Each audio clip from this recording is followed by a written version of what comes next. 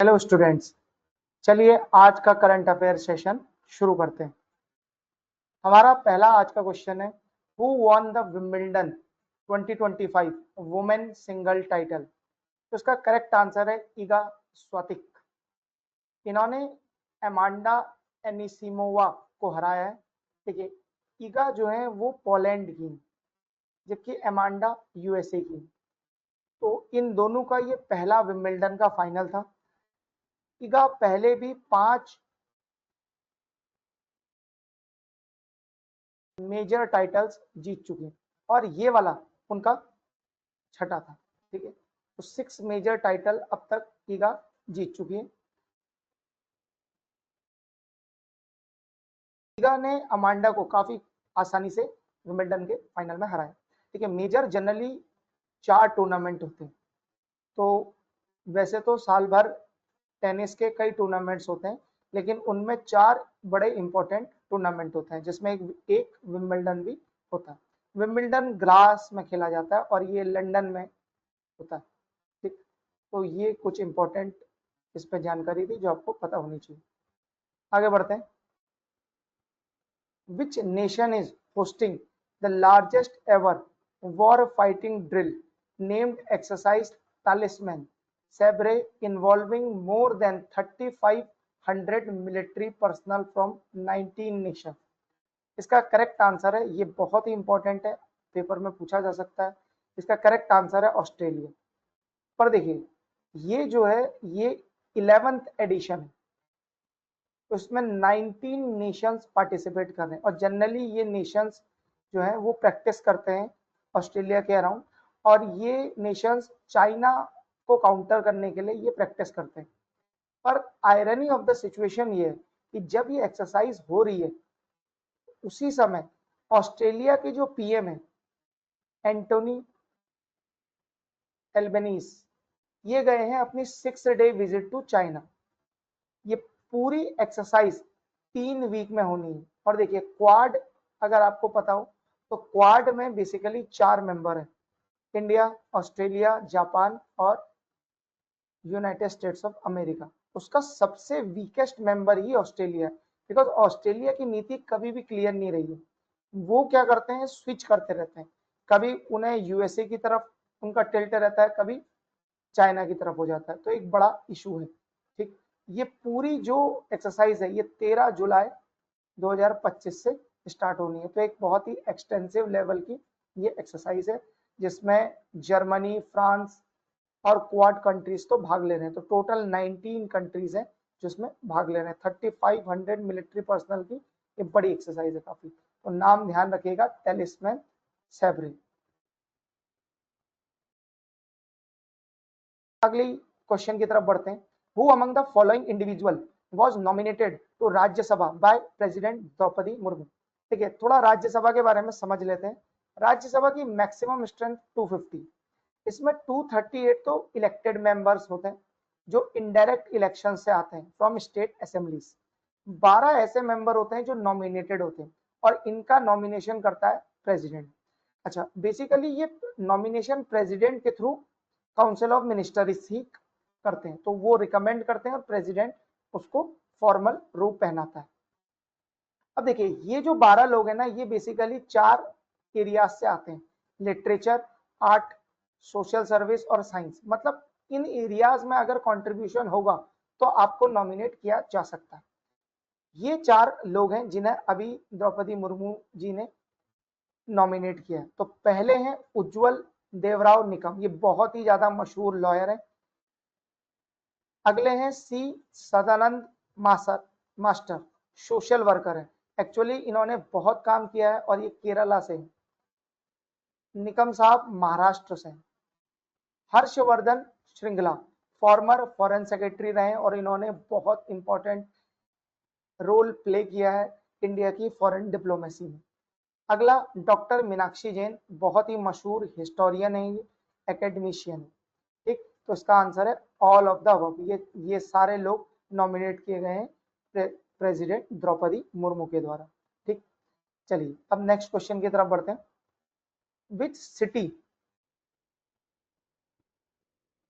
Cities new Carnac bridge was recently named as Sindoor bridge after operation सिंदूर।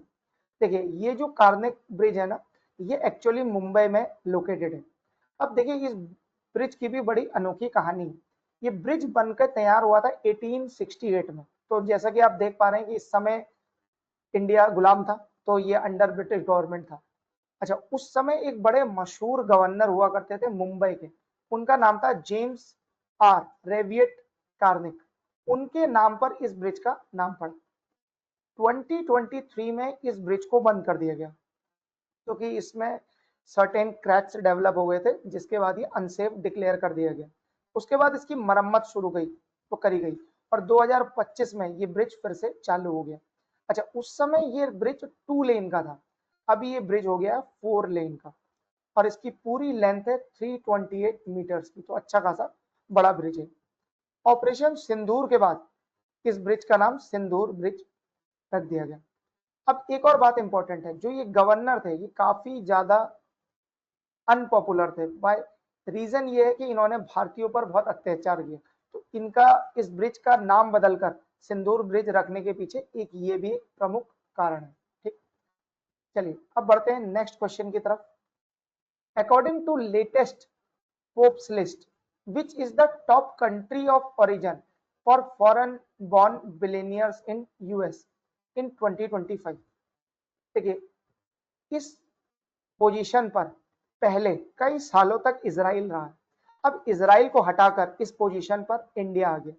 तो total India के 13 ऐसे billionaire हैं जिन्होंने ये जो इस लिस्ट में है, टोटल 13।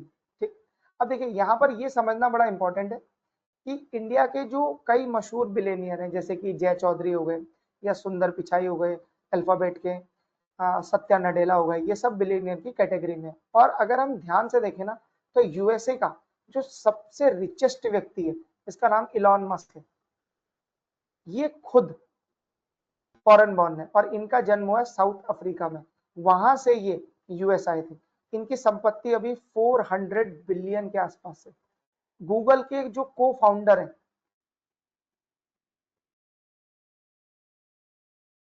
इनका नाम है सरगई ब्राइन। ये खुद इमिग्रेंट है और ये सेकेंड रिचेस्ट इमिग्रेंट है। इंडिया की तरफ से सबसे ज्यादा इसमें इमिग्रेंट है, नंबर इंडिया का ज्यादा है। ठीक है, ये हो गया।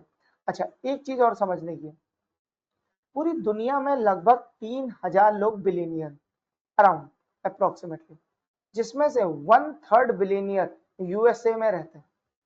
इससे देखिए एक दो चीजें और पता लगती हैं। पहली बात तो ये है कि यूएस काफी रिच फ्रेंडली कंट्री।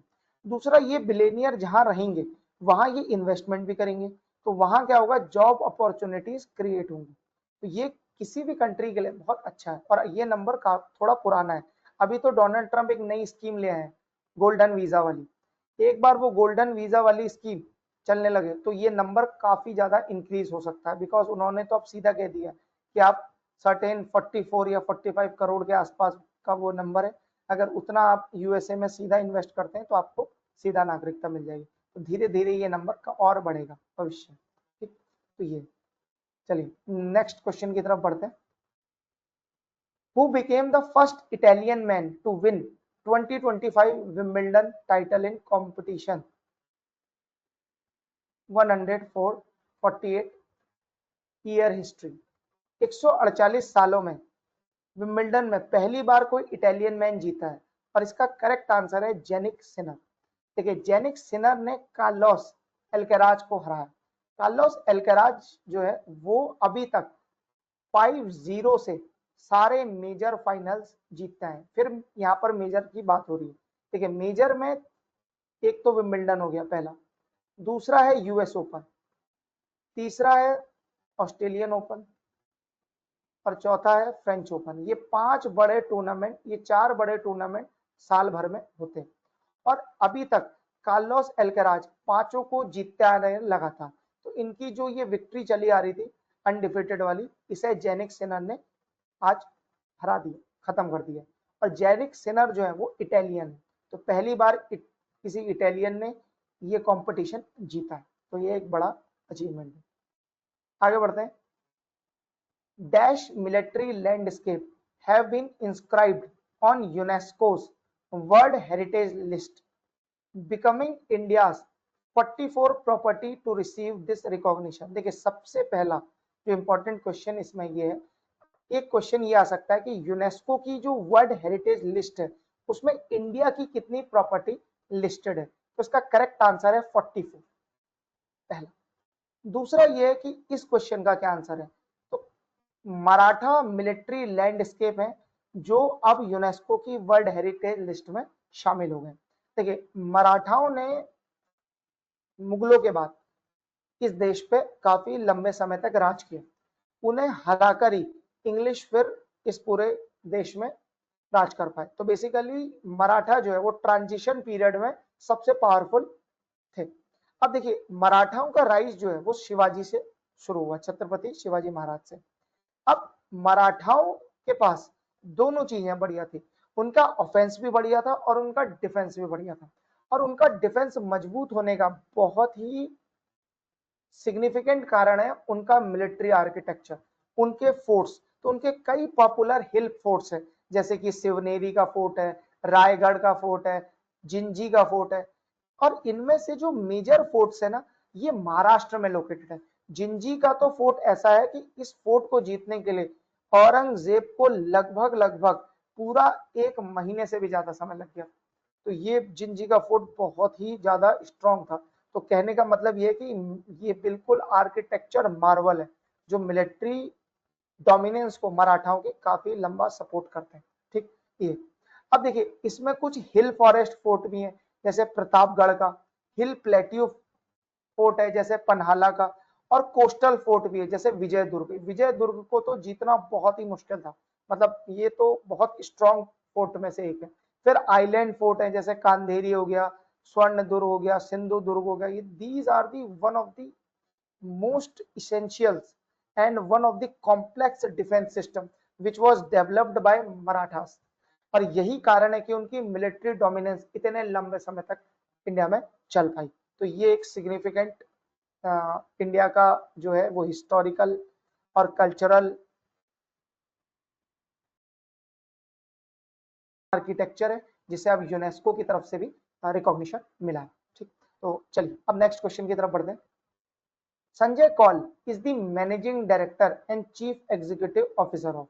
अब देखिए संजय कौल अभी अभी गिफ्ट सिटी कंपनी लिमिटेड के एमडी और सीईओ बने। देखिए गिफ्ट सिटी की पहले फुल फॉर्म बड़ी इंपॉर्टेंट है। तो गिफ्ट सिटी का फुल फॉर्म है Gujarat international finance tech city. ठीक, ये तो हो गई इनकी फुल फॉर्म। अब देखिए ये जैसे कि नाम में मेंशन है ये गुजरात में लोकेटेड है। अब ये इंटरनेशनल, ये यूनिक सेंटर है एक्चुअली।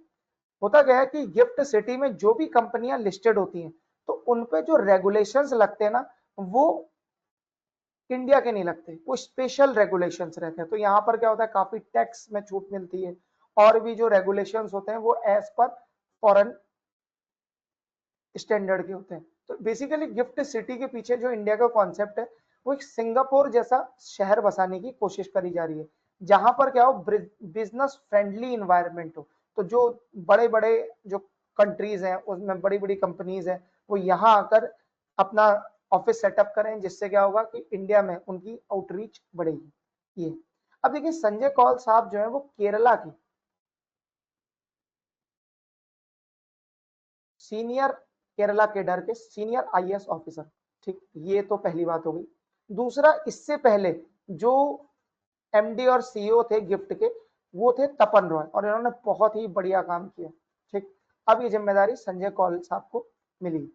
ठीक, अब देखिए जो गिफ्ट है वो बहुत ही इंपॉर्टेंट है इंडिया के लिए, बिकॉज जितना भी अभी गिफ्ट में क्या होता है बहुत सारे करंट अफेयर्स के चेंज इवेंट होते रहते हैं, बिकॉज बहुत सारी कंपनी यहाँ लिस्टेड है और गिफ्ट में एक्सचेंज भी है बीएससी और एनएससी का।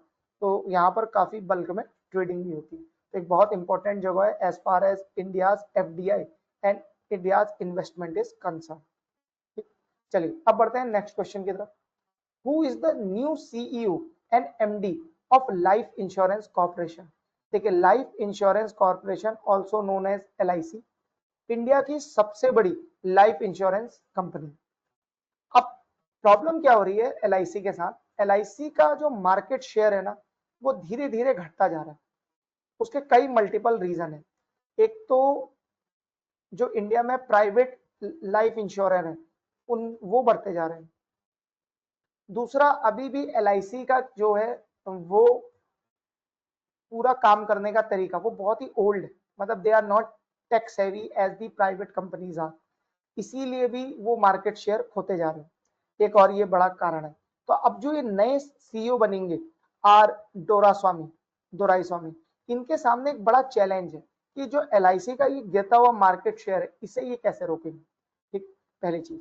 और ये जो चार्ज है वो 14 जुलाई 2025 से लेंगे। अच्छा, एलआईसी हो गया या फिर कोई और बड़ी इंश्योरेंस कंपनी हो गई, इनके जो भी हेड होते हैं बेसिकली सीईओ और एमडी, इनको चूज करता है एफएसआईबी बोर्ड, मतलब रिकमेंड करता है और फिर नॉमिनेशन तो इन्हीं की तरफ से जाता है, पर जो अपॉइंटमेंट होता है वो भारत सरकार की तरफ से होता है, बेसिकली फाइनेंस मिनिस्ट्री की तरफ से। पर जो ये एफएसआईबी बोर्ड है इसका काम ही यही है, रिकमेंड करना। तो इसकी फुल फॉर्म भी बड़ी यहाँ पर इंपॉर्टेंट है, फाइनेंशियल सेक्टर इंस्टीट्यूशन ब्यूरो।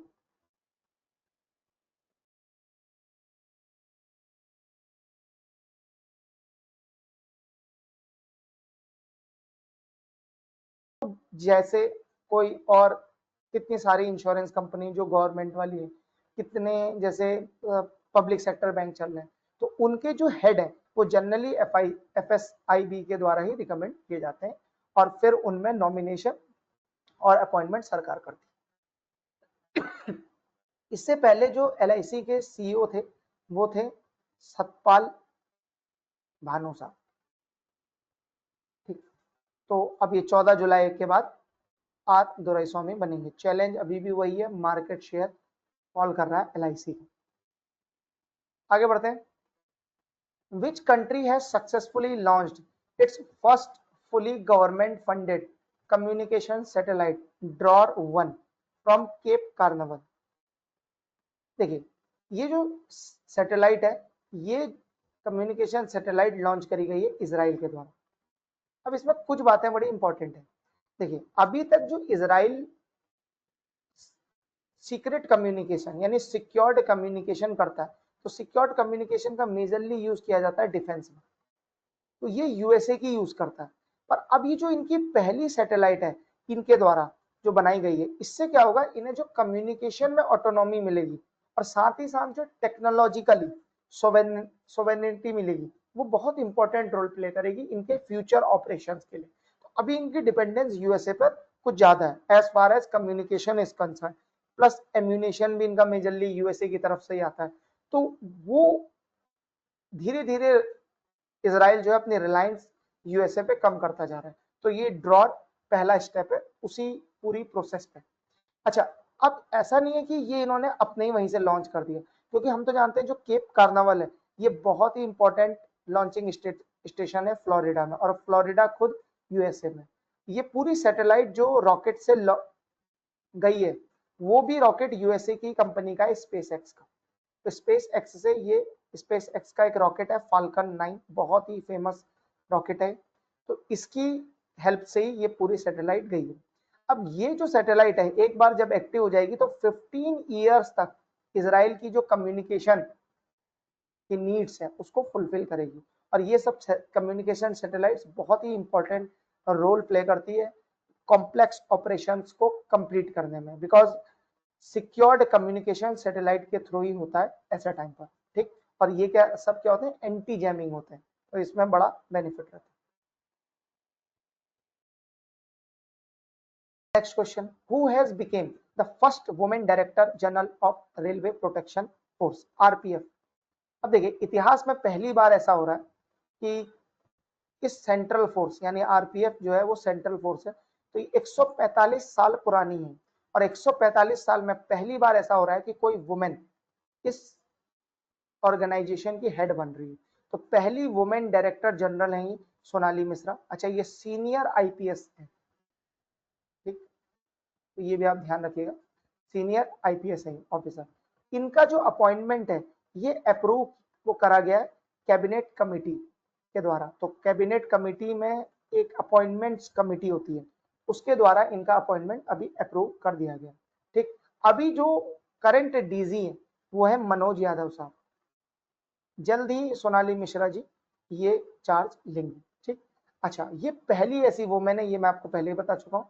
और इनका जो ये अपॉइंटमेंट है ना, ये एक लैंडमार्क इवेंट है इंडिया की हिस्ट्री में। बिकॉज धीरे धीरे हम क्या कर रहे हैं, जो गवर्नमेंट की तरफ से पॉलिटिकल जस्टिस वुमेन को दिया जाना है वो दिया जा रहा है। चाहे हम देखें कि अभी panchayat election all over India में हो रहे हैं, तो जो पंचायत इलेक्शन होते हैं उसमें भी 50% सीट्स जो है वो जनरली अब बहुत सारे राज्यों में ही वुमेन के लिए रिजर्व कर दी गई। दूसरा जो है वो पार्लियामेंट में भी अभी एक एक्ट आया, हालांकि डिलिमिटेशन होना अभी बाकी है, वो सेंसस के बाद होगा। उसके बाद 33% seat will be reserve for women. तो दैट इज द थिंग। तो धीरे धीरे जेंडर इक्वलिटी पर इंडिया में काफी अच्छा काम हो रहा है। ये तो ये उसी श्रृंखला में पहला स्टेप। अभी हमने कुछ दिन पहले न्यूज पढ़ी थी कि नेवी में भी फाइटर एयरक्राफ्ट चलाने वाली पहली पायलट को अपॉइंट किया गया। धीरे धीरे अभी एयरफोर्स में तो पहले ही हो चुका है ये काम, तो धीरे धीरे वुमेन का इन्वॉल्वमेंट इन दी फोर्सेस ये भी बढ़ता जा रहा है। नेक्स्ट क्वेश्चन की तरफ बढ़ते हैं। Name the joint exercise conducted off Chennai coast by Indian coast guard and Japan coast guard. देखिए, जो ये पूरा जो इनिशिएटिव है ना, ये बेसिकली क्वाड के अंदर हो रहा है। तो क्वाड के जितने भी कंट्रीज हैं वो आपस में नेवल एक्सरसाइज तो करते ही करते हैं और आपकी मिलिट्री एक्सरसाइज भी करते हैं, पर धीरे धीरे आप वो क्या कर रहे हैं, कोस्ट गार्ड जो इनकी भी एक्सरसाइज हो रही है। तो अभी इंडियन कोस्ट गार्ड ने ऑस्ट्रेलियन कोस्ट गार्ड के साथ एक्सरसाइज करी थी, अब इसी श्रृंखला में वो जापान के कोस्ट गार्ड के साथ एक्सरसाइज कर रहे हैं। तो इनका जो जॉइंट एक्सरसाइज का नाम है वो है जय माता, जा माता। और जापानीज में हम अगर इसका पूरा ट्रांसलेशन करें जा का, तो इसका मतलब है वी विल मीट अगेन। तो ये थोड़ा समझना इंपॉर्टेंट है। ये पूरी एक्सरसाइज 5 डे एक्सरसाइज है। और देखिए, जनरली जब भी ऐसी एक्सरसाइज होती है ना, तो उसका मेन 2-3 ऑब्जेक्टिव होते हैं। पहला तो उसका ऑब्जेक्टिव होता है इंटर ऑपरेबिलिटी अचीव करना। तो जब भी कोई क्राइसिस सिचुएशन हो तो एक दूसरे के जो भी इक्विपमेंट्स हैं उसके बारे में समझ होनी चाहिए। दूसरा क्या होता है, कैपेसिटी बिल्डिंग इनिशिएटिव्स लिए जाते हैं। और सिक्योरिटी, जैसे कि जो मैरीटाइम डोमेन है, बेसिकली इंडिया और चाइना, इंडिया और जापान दोनों एक कॉमन एनिमी को फेस कर रहे हैं, वो है चाइना। तो इसीलिए ये एक्सरसाइज होती है ताकि कभी कोई क्राइसिस आए तो दोनों एक दूसरे की हेल्प कर सके। दूसरा देखिए, इंडिया और जापान के रिलेशंस ऑफिशियली काफी बढ़िया है गवर्नमेंट टू गवर्नमेंट लेवल पे। तो एक मेमोरेंडम ऑफ कॉपरेशन साइन हुआ था 2006 में। उसके बाद से इंडिया और जापान के बीच में मिलिट्री एक्सरसाइज ये सब होने लगी है। अभी तो क्या हो गया कि पहले जापान काफी डिफेंसिव था, अब धीरे धीरे क्या हो रहा है, जापान ऑफेंसिव में भी आ रहा है। और जापान क्या चाह रहा है कि उनके देश में वेपन्स का प्रोडक्शन हो। तो इंडिया एक one of the friendly country, तो जब जैसे जैसे जापान के में एडवांस इक्विपमेंट्स बनने लगेंगे तो India will be one of the buyer of that equipments. So that is the good thing for India.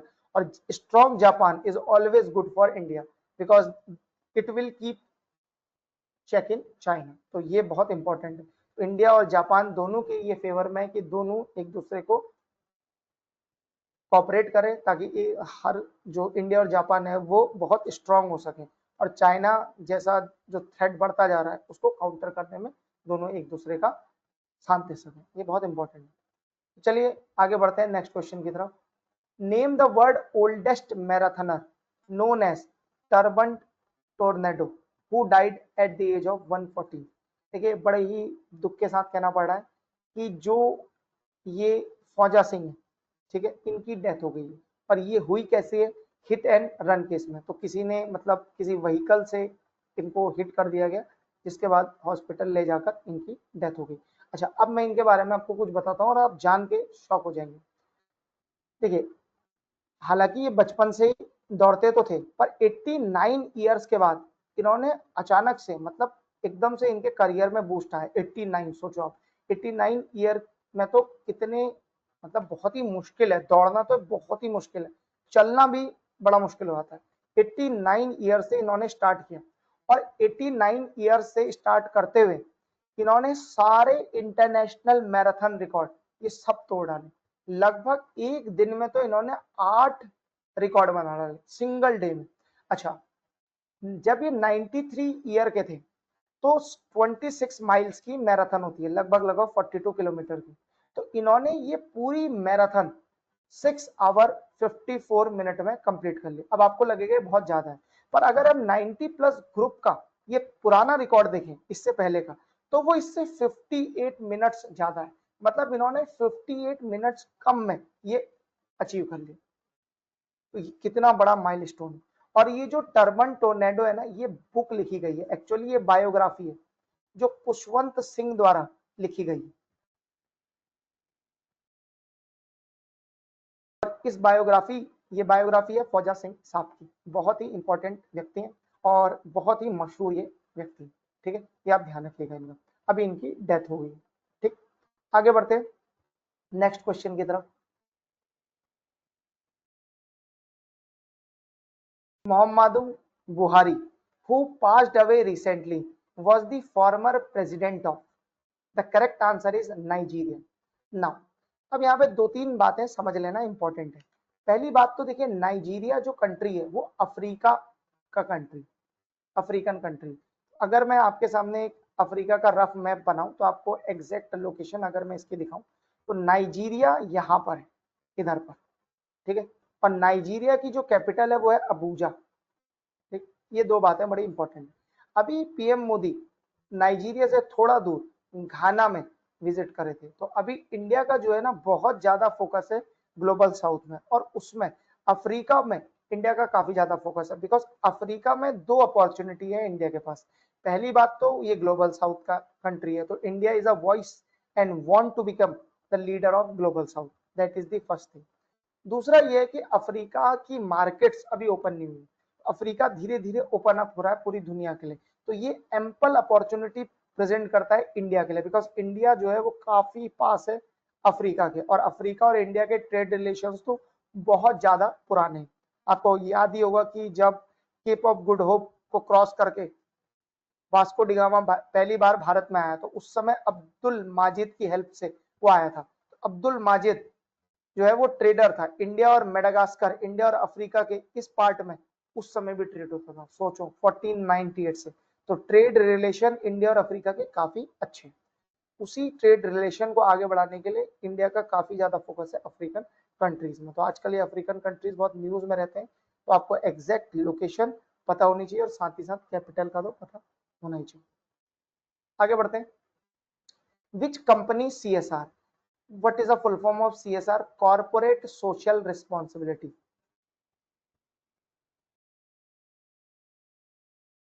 Okay, this is the question. Which company's CSR arm has launched Springboard Livelihood Program to enable 500,000 job seekers in India to find employment by 2030? तो इसका correct answer है Infosys foundation. देखिए, Infosys foundation की तरफ से लगभग ये पूरा प्रोग्राम चलाया जा रहा है। अभी तो इसका फेज 1 शुरू होने वाला है, जिसमें लगभग वो लोग 200 करोड़ का इन्वेस्टमेंट करेंगे। अब इसमें बेसिकली वो कर क्या रहे हैं, जो ग्रेजुएट और अंडर ग्रेजुएट लोग हैं, ठीक है, जो यूथ है, अब उनको ये लोग प्रोवाइड करेंगे इंडस्ट्री रेलिवेंट स्किल्स। जैसे कि आजकल क्या है, जो अभी भी हमारा सिलेबस है इंडिया में वो थोड़ा पुराना है, और टेक्नोलॉजी में जो चेंज हो रहे हैं वो काफी फास्ट हो रहे हैं। तो जैसे कटिंग एंड, जैसे आर्टिफिशियल इंटेलिजेंस की टेक्नोलॉजी है, या फिर मशीन लर्निंग है, ठीक, या अन्य सब एआई का जो यूज है, चाहे वो आप हेल्थ केयर के एरिया में देखें, या फिर आप एआई के मल्टीपल यूज देखें, बिजनेस से इसको काफी आसान अब एआई कर रहा है। तो उस सब की ट्रेनिंग लेनी पड़ेगी, because these skills our industry relevant skills. तो इसके लिए क्या है कि किसी इंडस्ट्री के प्लेयर को ही आना पड़ेगा। तो अब इन्फोसिस फाउंडेशन क्या कर रहा है, इसके लिए आधे मिलियन जॉब सीकर्स को तैयार कर रहा है, ताकि जो फ्यूचर में अपॉर्चुनिटीज आए, चाहे वो इंडिया में हो चाहे वो इंडिया के बाहर हो, तो वो हमारे जो यूथ है, इंडिया में डेमोग्राफिक डिविडेंड बहुत बढ़िया है, पर एक इशू है एम्प्लॉयमेंट का। तो हम लोगों को जो भी यंग माइंड्स हैं उन्हें इंडस्ट्री रेलिवेंट स्किल्स के लिए तैयार करना पड़ेगा, और ये फ्यूचर जो प्रूफ टेक्नोलॉजीज हैं जैसे कि आर्टिफिशियल इंटेलिजेंस हो या मशीन लर्निंग हो, इसके लिए भी हमें उन्हें ट्रेनिंग देनी पड़ेगी। तो इन्फोसिस जो है ये बढ़िया काम इसमें कर रहा है। ठीक, तो ये ध्यान रखिएगा। अगला क्वेश्चन है artificial intelligence appreciation day is observed in India. अभी हम आर्टिफिशियल इंटेलिजेंस की बात ही कर रहे थे, तो एप्रिसिएशन डे अब इंडिया ऑब्जर्व करने लग गया 16 जुलाई को, ये आप ध्यान रखिएगा। अच्छा, ये डे हम क्यों मना रहे हैं, पहले ये समझना बहुत इंपॉर्टेंट है। देखिए, आर्टिफिशियल इंटेलिजेंस का जो रोल है ना, वो धीरे धीरे हमारी लाइफ, हमारे बिजनेस और कंट्री की ग्रोथ पर बढ़ने वाला है। ठीक है, अब तो ऐसा हो रहा है जो फाइटर प्लेन्स है उसमें भी 6th जनरेशन फाइटर प्लेन क्या है, वो यही है बेसिकली, अनमैन्ड फाइटर एयरक्राफ्ट होगा। तो उसमें क्या होगा कि पूरा जो डिसीजंस है they will be taken by artificial intelligence. तो फ्यूचर जो है वो आर्टिफिशियल इंटेलिजेंस का ही। ठीक, तो ये जो पूरा डे है वो इंडिया की तरफ से ऑब्जर्व किया जा रहा है। दो उसके रीजन है, पहला तो ये है कि इंडिया में अवेयरनेस फैले और इंडिया में जो यूथ है वो अब एआई की तरफ टिल्ट हो, because AI is the future, पहली चीज। दूसरा जो है एआई का वाइडर यूज है इन ऑल द एरियाज। तो फ्यूचर में जो जॉब अपॉर्चुनिटीज क्रिएट होंगी वो आर्टिफिशियल इंटेलिजेंस से के फील्ड में ही होंगी बेसिकली। तो चाहे आप हेल्थ केयर डायग्नोसिस ले लें या आप स्ट्रीमलाइन करना हो आपको किसी बिजनेस ऑपरेशन में, फाइनेंशियल एरिया हो या फिर आईटी का एरिया हो, सब जगह एआई का यूज होगा। तो अभी क्या है कि हम लोगों को इसी समय जो हमारा यूथ है उसे तैयार करना पड़ेगा ताकि फ्यूचर में जहां जहां एआई के लिए मैन पावर की आवश्यकता हो वहां वहां इंडियन जा सके और इंडिया में भी इसका डेवलपमेंट हो सके। ठीक, अब गवर्नमेंट की तरफ से भी कुछ इनिशिएटिव्स लिए गए ताकि इंडिया में जो है वो एआई की स्किल को डेवलप किया जा सके। तो एक तो है स्किल इंडिया एआई पोर्टल, ये गवर्नमेंट की तरफ से बनाया गया। दूसरा, नेशनल एआई स्किलिंग प्रोग्राम चल रहा है।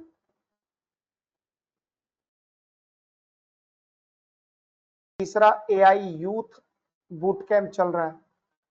तो ये सब वो प्रोग्राम है जो गवर्नमेंट जो है, जैसे इंडिया क्या है, it is India is a leader in IT area. तो इंडिया ये चाहता है कि जो हमारे यूथ की जो अभी भी यूएसए में आप देखते हैं कि जितनी भी बड़ी बड़ी कंपनियां उधर इंडियन ही सीईओ होते हैं, तो वो कहाँ से आए, वो सारा वो इंडिया के आईटी रिवॉल्यूशन का वो रिजल्ट है। तो इंडिया ये चाहता है जो लीड उसने आईटी रिवॉल्यूशन में बनाई थी वो अब आर्टिफिशियल इंटेलिजेंस में भी बनाए रखे। तो ये बहुत इंपॉर्टेंट स्टेप है और ये बहुत इंपॉर्टेंट एरिया है जहाँ गवर्नमेंट को ध्यान देना चाहिए।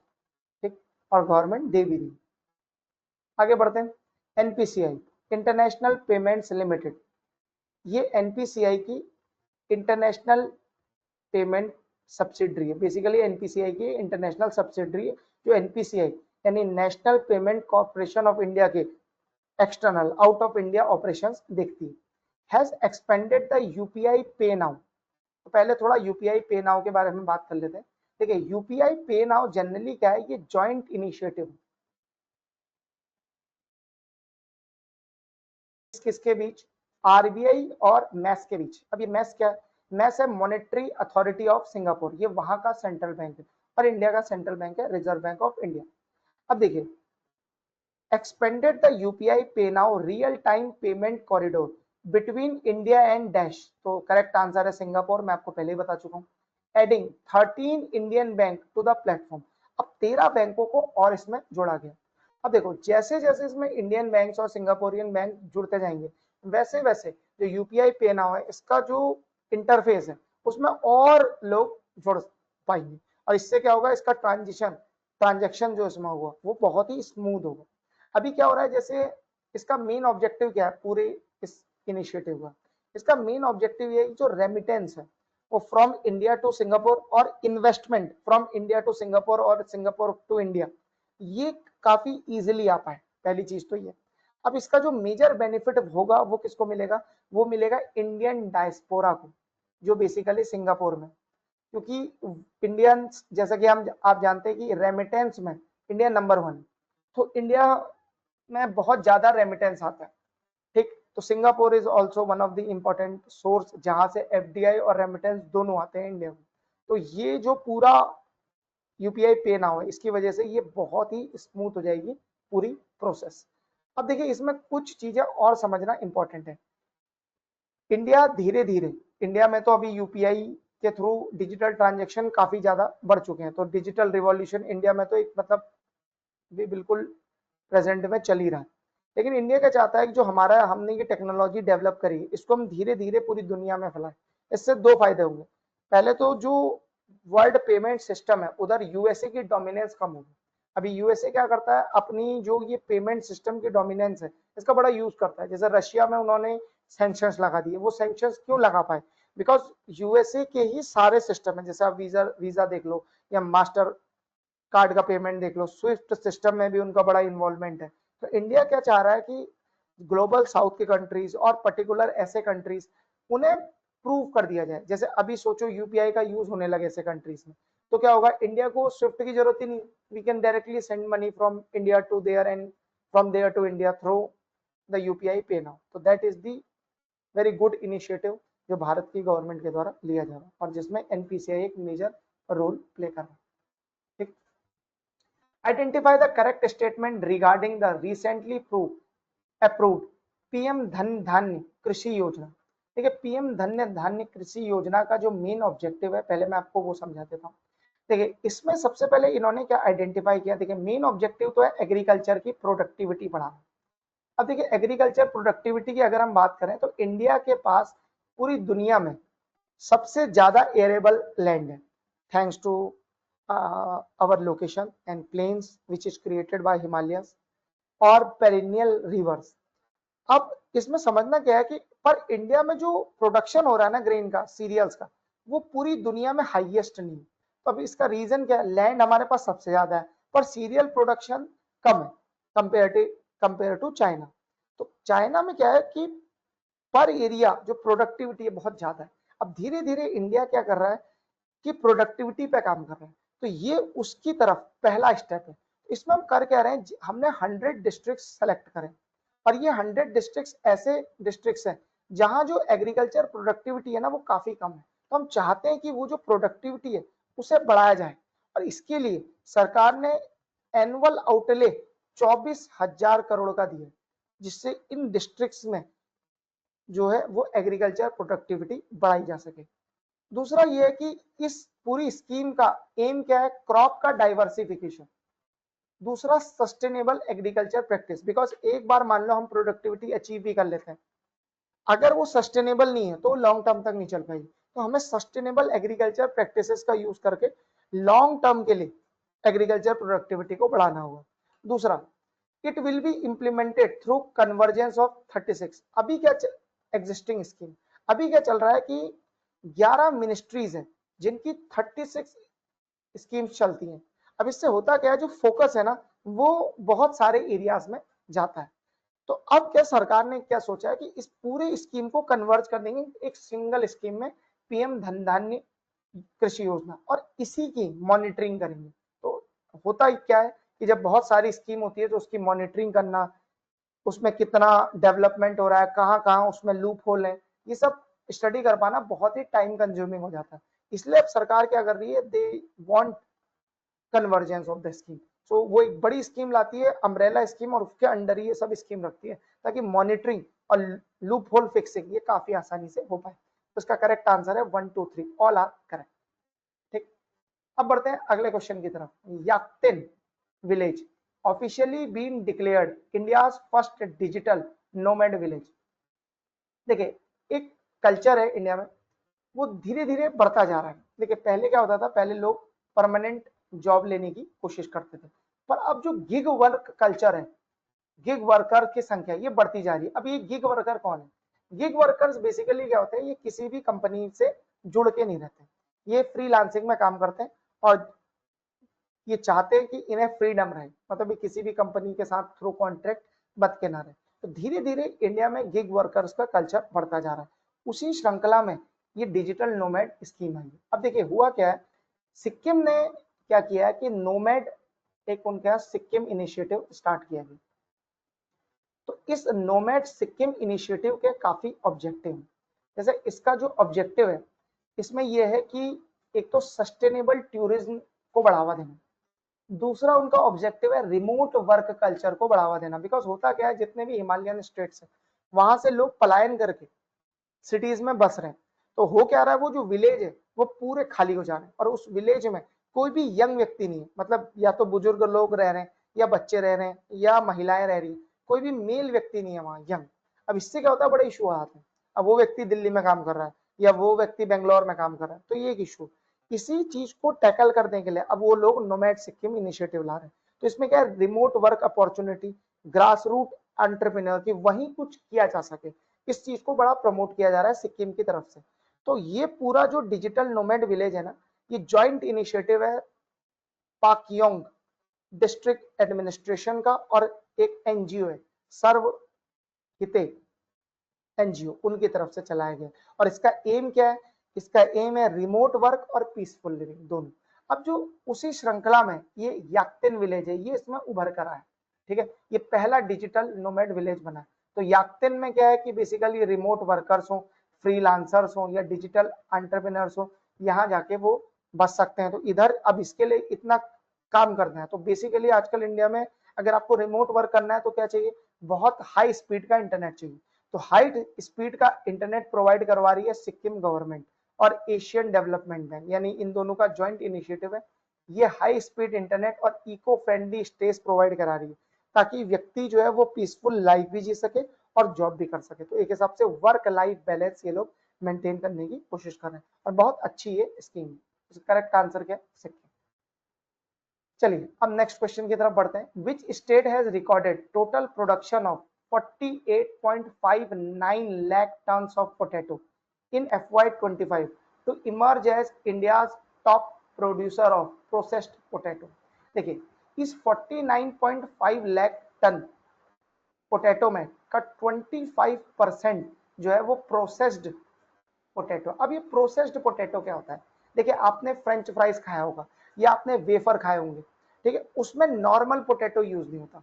उसमें जो पोटैटो यूज होता है ना वो प्रोसेस्ड पोटैटो होता है। तो जैसे कई टाइप के वेराइटीज होती हैं, जैसे मैं कुछ वेराइटीज आपके लिए लिख देता हूँ। जैसे एक होती है लेडी रोसेटा, एक होती है कैफरी चिप्सोना, तो ये चिप्स बनाने के काम आती है। एक होती है सेंटाना। इन तीनों वेराइटीज से क्या होता है, जो बड़ी बड़ी कंपनियों के फ्रेंच फ्राइज हैं या फिर उनके चिप्स हैं, ये सब उनसे बनते हैं। अब देखिए गुजरात की क्या हालत है, गुजरात में 2004 और 5 में लगभग अंडर 1 लाख टन का प्रोडक्शन होता था प्रोसेस्ड पोटैटो का। अब ये 24 और 25 में पहुंच गया 11 लाख टन, 11.5 लाख टन। आप कहोगे इसमें बड़ी क्या बात है, मतलब ये तो पोटैटो ही है। नहीं, जो प्रोसेस्ड पोटैटो होता है ना वो बहुत महंगा बिकता है और इससे किसानों को बड़ा फायदा होता है। तो अभी इंडिया में क्या हो रहा है, we are shifting from cereals to money crops. तो we want more money for our farmers. तो ऐसी क्रॉप्स बड़ा इंपॉर्टेंट रोल प्ले करती हैं।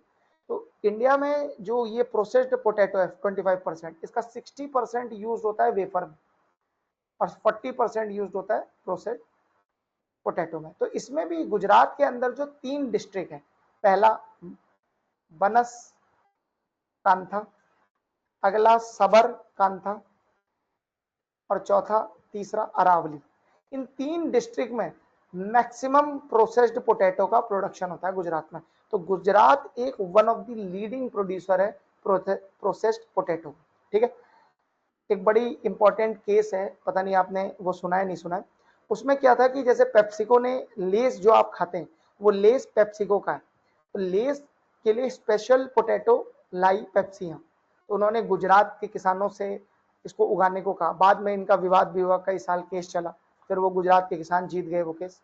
तब से इंडिया में प्रोसेस्ड पोटैटो का प्रोडक्शन चलता है। प्लस कंपनी इंडिया में बिकते भी बहुत है लेस के प्रोडक्ट। अब तो इंडिया एक्सपोर्ट भी करने लगा है अफ्रीकन कंट्रीज को।